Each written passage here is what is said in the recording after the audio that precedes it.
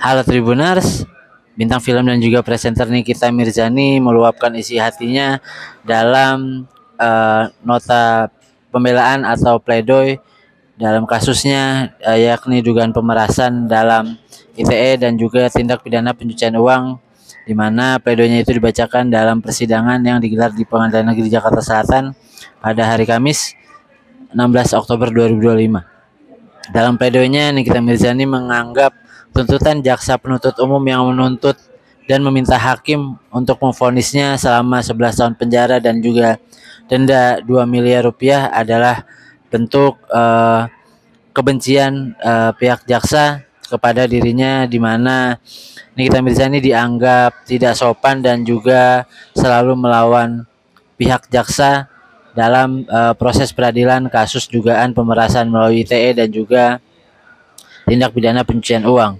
sehingga Nikita Mirzani menganggap tuntutan jaksa selama 11 tahun dan denda 2 miliar rupiah tidaklah objektif. Tidak objektif dikarenakan dari fakta persidangan bahwa kasus dugaan pemerasan melalui ITE dan juga tindak pidana pencucian uang dengan korban Reza Gladys adalah bentuk kerjasama dan sebuah kesepakatan, bukan aksi yang pemerasan yang dilakukan oleh Niki kepada Reza Gladys. Hal itu juga menurut Nikita Mirzani diakui oleh Reza Gladys, di mana uang 4 miliar rupiah itu adalah bentuk kesepakatan antara Reza dengan asistennya, yaitu Ismail Marzuki. Berikut keterangan dari Nikita Mirzani. Perkara perdata nomor 260 PDT di 2025 PNJTZ. Kak Niki siap Kak buat baca pledoinya Kak? Siap. Kak Niki banyak yang mengatasnamakan Kak Niki ini sumbangan gimana kalau tuh mau Kak? support pakai doa aja, nggak usah minta yang lain. Sampai Awas, kali ada ini tiang. juga murah Kak. Oh, ada tiang. Kan? Yuk, Balik dong. Berarti nggak suka ya Kak kalau mengatasnamakan pakai nama biaya-biaya gitu ya Kak? Kalau mau support pakai doa cukup. Kan nominal uangnya juga kan? Nominal uangnya juga kan?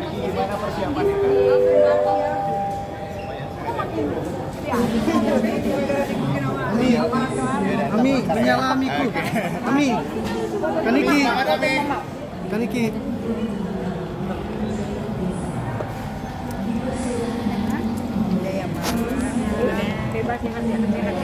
Kaniki, semangat. Ini duduk. Mungkin hari ini pakai hijab gimana Kak Niki. Apa yang ingin disampaikan nanti? Terima kasih supportnya. Terima kasih Ami.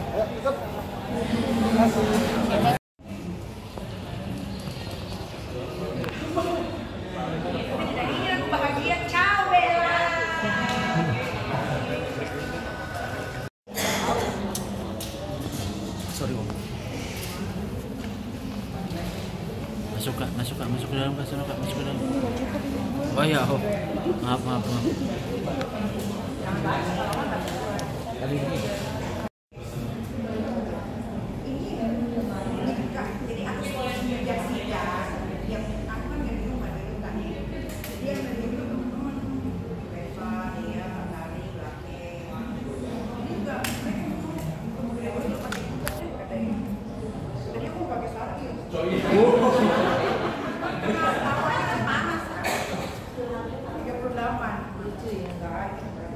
Lucu terus.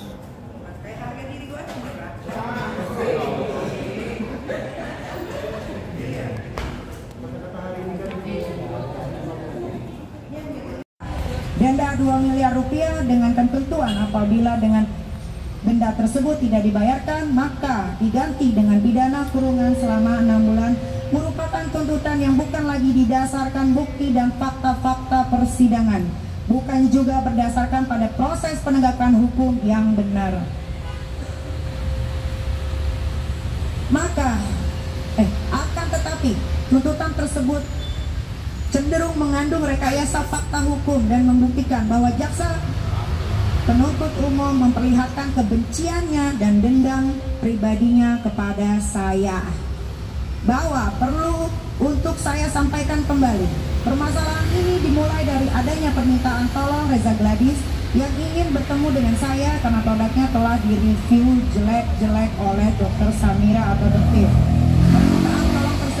clear dari adanya percakapan bertiga antara Dr. Okti, Ismail Marzuki, dan Reza Gladys melalui sambungan telepon WhatsApp seperti yang sudah terungkap di persidangan. Selanjutnya, fakta lain terkait adanya permintaan tolong Reza Gladys juga terbukti berdasarkan chattingan WhatsApp antara Ismail Marzuki dengan Reza Gladys tertanggal 14 Oktober 2024. Di dalam percakapan itu terlihat dengan jelas bahwa Reza Gladys menyampaikan keinginannya dan meminta tolong kepada Ismail Marzuki agar dapat dipertemukan dengan saya. Reza Gladys terlibat yang selalu aktif dalam melakukan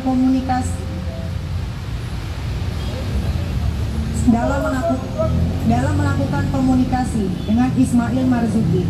Reza Gladys juga bahkan melakukan tawar-menawar yang wajar dan pada akhirnya mencapai kesepakatan harga dengan Ismail Marzuki. Hal ini menunjukkan bahwa tidak ada tekanan, tidak ada ancaman, dan tidak ada rasa takut dalam diri Reza Gladys selama berkomunikasi dengan Ismail Marzuki. Yang ada hanyalah proses bisnis yang normal dan terjadi atas dasar kesadaran penuh dari Reza Gladys. Bahwa fakta di persidangan secara terang benderang menunjukkan adanya komunikasi dan negosiasi bisnis harga antara Reza Gladys dan Ismail Marzuki, di mana nominal awal yang disebutkan Ismail Marzuki atas permintaan Reza Gladys adalah sebesar 5 miliar, kemudian ditawar oleh Reza Gladys dengan minta menjadi 4 miliar. Penawaran itu juga dilakukan oleh Reza Gladys berkomunikasi dengan Autobahn Mufid, dan hasilnya antara Ismail Marzuki dan Reza Gladys menyepakati nilai harga sebesar 4 miliar. Sehingga dengan fakta ini maka membuktikan secara jelas bahwa hubungan antara Reza Gladys dengan Ismail Marzuki merupakan hubungan para pihak dalam kontraktual bisnis yang bersifat komersial dan setara atau equal. Terlebih lagi, Reza Gladys dan Autobahn Mufid dalam persidangan ini dengan tegas dan jelas mengatakan pemberian uang itu karena sudah disepakati atau ada kesepakatan sebelumnya dengan Ismail Marzuki. Bahwa dengan fakta tersebut maka kesimpulan jaksa penuntut umum dalam surat tuntutannya yang mengatakan Reza Gladys terpaksa memberikan uang sebesar 4 miliar kepada Ismail Marzuki terbukti merupakan kesimpulan yang bohong dan membangun rekayasa fakta hukum. Padahal jelas dan tegas Reza Gladys dan Autobahn Mufid dalam persidangan ini mengatakan pemberian uang itu karena sudah disepakati atau ada kesepakatan sebelumnya dengan Ismail Marzuki. Fakta ini sudah terungkap di persidangan dan juga beredar luas dalam video yang ada di media sosial. Mana mungkin Reza Gladys merasa terpaksa atau terancam memberikan uang kepada Ismail Marzuki, tapi mengatakan nanti ingetin aku lagi ya kalau udah 1 tahun. Mana ada orang sehat atau pikirannya mau diingatkan kembali untuk diancam, dipaksa atau diperas uangnya. Hanya orang bodoh yang mau mengingatkan kembali, mau diancam, dipaksa, diperas untuk memberikan uang setelah 1 tahun kemudian. Berdasarkan hal itu, terbukti tuntutan jaksa penuntut umum merupakan tuntutan yang hingga haruslah ditolak oleh Bapak Hakim yang mulia.